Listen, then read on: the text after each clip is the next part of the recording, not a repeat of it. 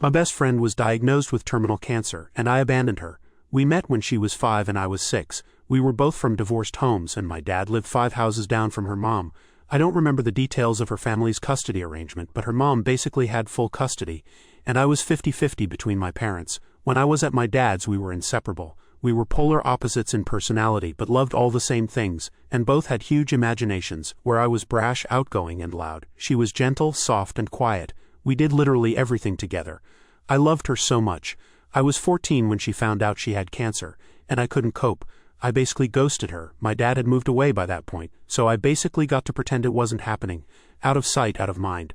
And 18 months later she died. For 23 years I have been mired in guilt and shame for my behavior. It was unforgivable, and the grief of losing her is compounded immeasurably by the guilt and shame. I hate myself for what I did, and I feel like I will never be able to heal it, comments said. Your positions were reversed, and you were the one who died from cancer, and you were able to watch the friend who you love so dearly from some better world, watch her do something terrible as a young, overwhelmed girl, and see the person you love spend her entire life in anguish for her mistake, long after you had forgiven her. What would you say to her if you could? There are grown adults who cannot handle someone close to them dealing with cancer, and they handle things even worse than you did. When my mom was diagnosed with cancer, she had friends who wouldn't let her in the house because they were convinced they would somehow catch it from her. You were a child. No 14-15-year-old ever truly understands the finality of death. You need a therapist who can help you process the grief of losing your friend and also the grief of not being there for them.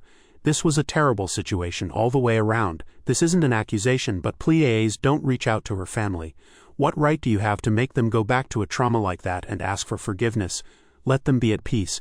This is something you should work out on your own or with a therapist if it's really hurting you. Update: after reading a lot of the replies to my previous post, I decided to ask my parents what they remembered about what happened in the time period after finding out my friend had cancer until she passed away.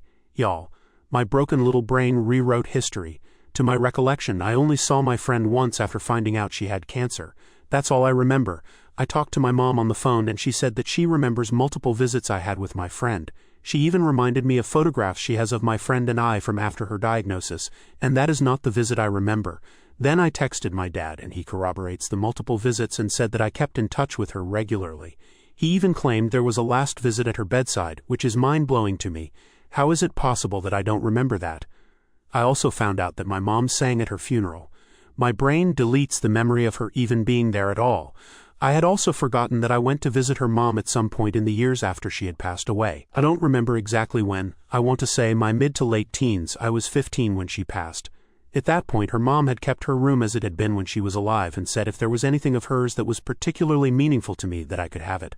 One of our shared loves was stuffed animals, and we had these identical blue elephants. I had kept mine in memory of her, and so when her mom offered, I took my friend's elephant as well.